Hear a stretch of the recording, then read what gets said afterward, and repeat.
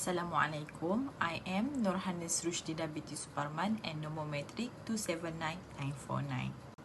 Introduction of this topic is the evolution of Islam has not been simple, since the teachings of Islam have regressed in order for it to prosper to present day. Islamic knowledge is expanding swiftly and extensively today. Unbeknownst to us, the advancement of Islamic knowledge plays a variety of functions in the life of Muslim today. The meaning of Qawaid, Fiqhiyyah and Maqasid Shariah. Qawaid Fiqhiyyah is a branch of Sharia science that deals with a concept such as a purpose, belief, hardship, damage and tradition. Qawaid is a plural word derived from the word Qa'idah, pronounced Qa'idah, which denotes general principles. Besides, Maqasid Shariah is a discipline of Islamic studies that investigates the motivation behind Islamic law and its ultimate goal. It's like how to use Islamic law to get the desired objective while being through the substance of the law. Using this technique, Islamic law may be implemented in a more comprehensive and multifaceted manner.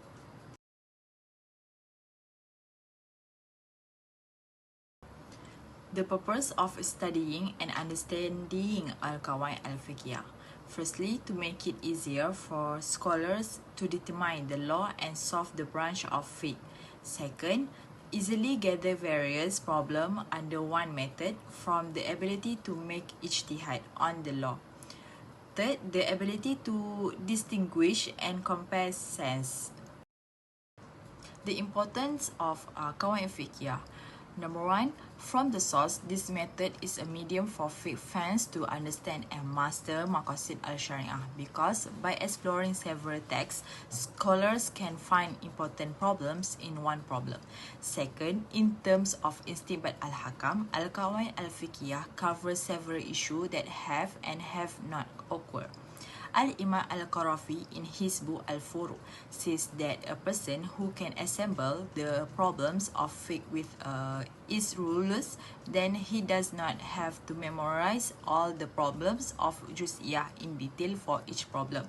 This is because the problem of Juz'iyah has been contained in the rules of Kulliyah. 4 types of method of law or Qawaid Fiqhiyyah. Number 1, Al-Qawaid Al-Kulliyah Al-Kubra. Second, Al-Qawaid Al-Juz'iyah Al-Kubra. Third, Al-Qawaid Al-Kulliyah Ghairu Kubra or Al-Sugra.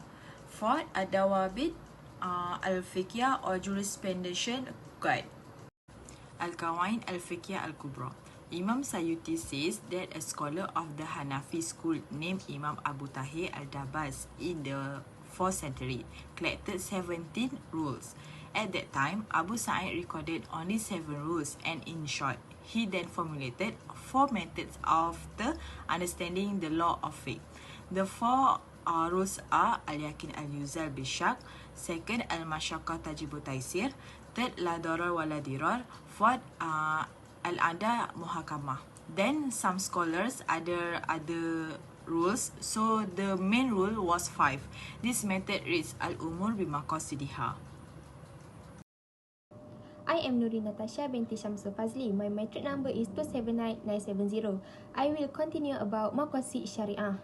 As a theory of Islamic knowledge, Maqasid Shariah has its own importance in measuring and considering something to ensure good attraction and bad rejection. The theory of Maqasid based on the sequence of its strength can be divided into 3, namely first Al-Dururiyat, second Al-Hajjiya and lastly Al-Tahsiniyat. In line with the theory of Maqasid Shariah, where in terms of the provision of hukum hakam benefits all human beings, the basis of the theory of Al-Dururiyat is to protect the life interests of the Maqasid Shariah, which is to protect the religion, soul, intellect, lineage and property. According to Zamri's study, the scholars have decided on the others in implementing the Maqasid Shariah, which is the highest religious interest and more important than the interest of the soul. Why the interest of the soul should be given priority over the importance of the mind. The interest of reason must take precedence of the interest of dissent, and the interest of dissent take precedence over property. Okay, next, the theory of Al-Hajjiya. The necessary importance of human beings to facilitate them and eliminate the narrowness that leads to difficulties and hardship is not present. The meaning of Al-Hajjiya, according to Sheikh Muhammad Tahir, is what man needs to get his goodness and arrange everything to a better state. If the matter is not taken care of, it will affect life, but it only covers less important matters that do not reach the level of al-daruriyat. For the last part is the theory of al-tahsiniyat. According to Izz al-Din Ibn Abdul As-Salam, explained that the third rank is the highest rank. Its aim to achieve perfection and comfort at the highest level. According to Muhammad Said Ramadan Al-Buti, tahsiniyat is the use of all things that are worthy and appropriate for moral excellence, the height of dignity and the beauty of custom. Thank you.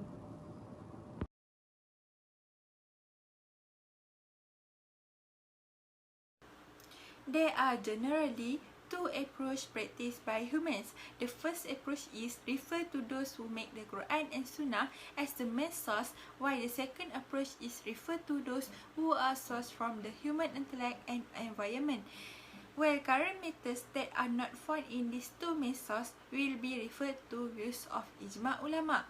Therefore, in Islam, the recommended approach to dealing with change in current affairs is through Qawaid, Fiqhiyyah, or the method of fiqh or legal maxim. There are several legal maxims that allow current matters to be referred to for resolution. First and foremost, the first legal maxim is al-yaqin la yazul bi ashak. Certainty does not trump doubt. The meaning of this legal maxim is when a matter or a situation has been convinced of its determination or its law has been decided based on strong proposition or reliable signs, then the matter or situation will not be raised by the law of conviction solely with suspicion or assumption that are not based on strong proposition. The law will continue until there is a proposition equivalent to it. For the evidence of this legal maxim, have two evidence from Al-Quran and Hadith. From Al-Quran is Allah Subhanahu wa Ta'ala say in Surah Yunus verse 36, A'udzubillahi minasyaitanirrajim, wa ma yattabi'u aktsaruhum illa dhannan inna dhanna la yughni minal haqq syai'an innallaha alimun bima yaf'alun. The meaning is, and most of them do not follow anything but conjecture cannot fulfill the desire to determine anything from the truth. Surely Allah is aware of what they do. From the evidence hadith is an Abbad bin Tamim and ammahu annahu syakkan alla Rasulullah sallallahu alaihi wasallam ar-rajulu allazi yukhayyilu ilayhi attahu yajidu syai'an fi shalah faqala la yantafilu aw la yansarifu hatta yasma'a sautan aw yajida rihan. The meaning is from Ubaid ibn Tamim from his uncle that he had complained to Rasulullah, a man who suspect that there was something during the prayer. Then Rasulullah replied, do not go around until he heard a sound or smelled it. When interpreting this hadith, Imam Al-Nawawi stated that this hadith is one of the fundamentals of Islam and one of the technique of the legal maxim, which state that something is doomed to remain in its original state until it is considered to be different from the prior belief. For the example, a person suspect of crime is not guilty until there is strong evidence to show him guilty.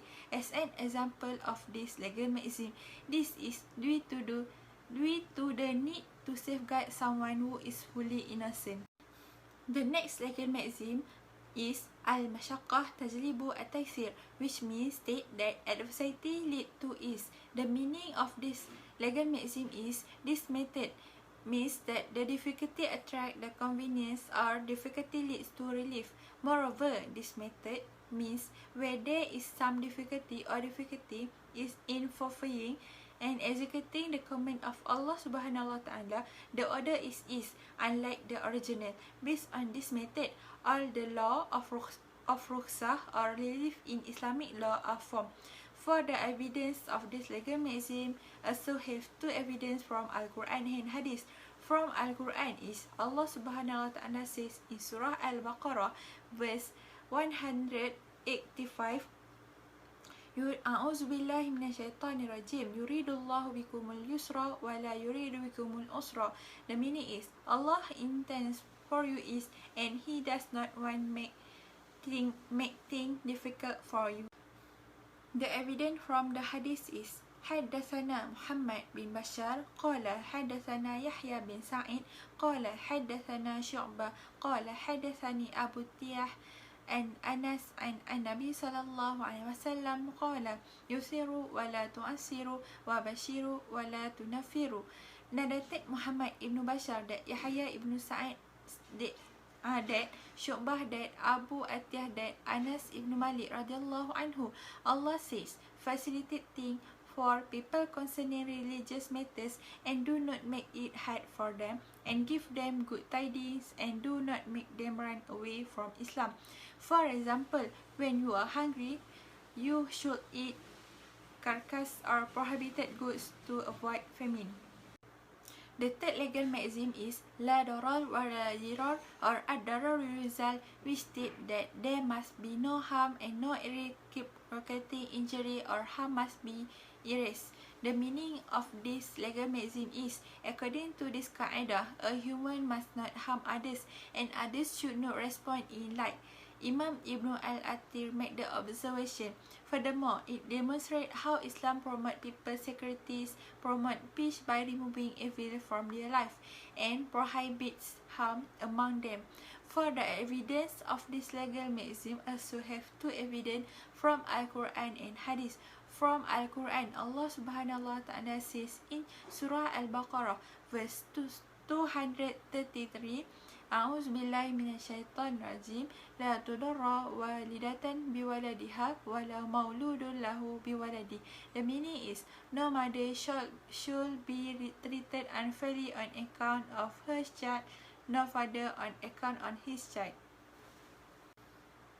The evidence from the hadith, Haddathana Abu Abbas Muhammad bin Yaqub Sanan al-Abbas bin Muhammad ad-Duwari Sanan Usman bin Muhammad bin Usman bin Rabi'ah bin Abi Abdurrahman Sanan Abdul Aziz bin Muhammad ad-Duwari an Amru bin Yahya al-Mazini an abihi an Abi Sa'id Khari radhiyallahu anhu anna Rasulullah sallallahu alaihi wasallam qala la dirara wa la dirari min darran daratallah wa man syaqa syaqallah alaih. The meaning is narrated Abu al-Abbas Muhammad bin Ibn Yaqub that al-Abbas ibn Muhammad ad-Duwari that Uthman ibn Muhammad ibn Uthman bin Ibn Rabi'ah ibn Abi Abdurrahman ibn Abdul Aziz ibn Muhammad ad-Durawradi that Umar ibn Yahya al-Mazdi that his father that Abu Sa'id al-Khudri radhiyallahu anhu. Allah Subhanahu Wa Taala said, La darar wa la dirar, do not injure others and others should not reciprocate. And whosoever hurts others, Allah hurts him. And whosoever please others under difficulty, Allah place him under difficulty. For example of this qaida is the government banned the cultivation of cannabis trees categorized as drug. Indeed, this type of drug can cure a disease, but it will do more harm than good effect. Thus, everything that harm human need to avoid that before this thing does harm in life for the sake of preserving life. Have many more legal maxims that have in Qawaid Fiqhiyyah. To conclude all of this, legal maxim of Qawaid Fiqhiyyah is important to human to know it for the sake of their life. Humans that follow this qaida will be able to take care of their religion, life, intellect, lineage and property until they die according to the Maqasid Shariah.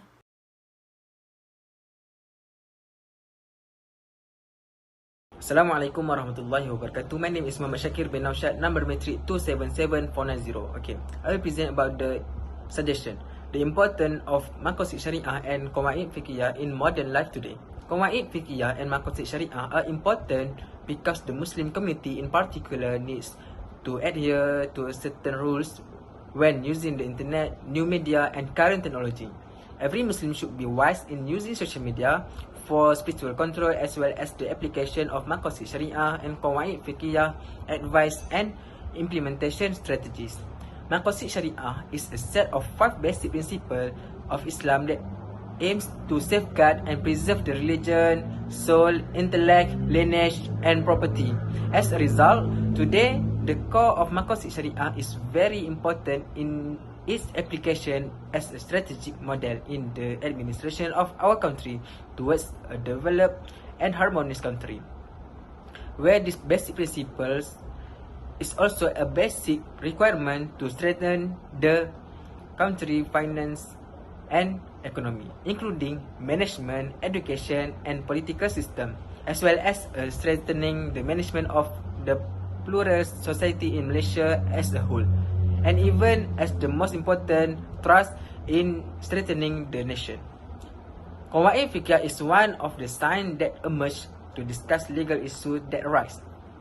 This strategy can be used in a broader context, including the legitimacy of social media use, and is not limited to legal issues related to worship alone, because various modern issues arise as a result of the passage of time. Therefore, we are Muslim must learn and know about the Maqasid Shariah and Qawaid Fiqhiyyah. Next, step to develop knowledge on Maqasid Shariah and Qawaid Fiqhiyyah. Maqasid Shariah and Qawaid Fiqhiyyah, as is well known, are critical for Muslims today. Among the efforts that need to be taken is to apply knowledge in education, especially at the secondary and university levels. The Ministry of Education may include this knowledge in the syllabus of Islamic education courses at the secondary school level and the university, and also may include it at the primary school level, but only in general terms. The government or national leaders can take action by disclosing this information to the public. This is because Islam is the official religion of our country. The leaders of our country must play a role in broadening awareness of Qawaid Fiqhiyyah and Maqasid Shariah, such as organizing campaign or publishing advertisement on this knowledge. The step that can be taken by each individual is to strive to learn and understand this knowledge. This is because we as a Muslim should be concerned about the need to understand the Maqasid Shariah and Qawaid Fiqhiyyah, because we must strive to gain this knowledge and cannot just accept others to reveal it to us. Assalamualaikum, my name is NATASYA binti SHAMSUL FAZLI. My metric number is 279970. I will present the last part, which is the conclusion. It has been agreed that with the concept of Maqasid Shariah, we can know that the purpose of Allah Subhanahu wa Ta'ala in giving a provision to human beings is to preserve their interests and also provide benefits for human beings. No provision has been set by Allah Subhanahu wa Ta'ala unless the rule those contain benefits for all human beings. The concept of Maqasid Shariah can be used as a demand for all human beings in this world is facing all problems in various matters. Every matter or purpose is guided by Islamic law, namely Maqasid Shariah, which leads to achieving happiness in this world and the hereafter, namely falah. The rule of Maqasid Shariah creates the true well-being of human beings and is also a policy as it is the main purpose of Islamic law and is closely related to Qawaid Fiqhiyyah on various problems that arise. Thank you. That's all from me, and that's all from our group. Thank you.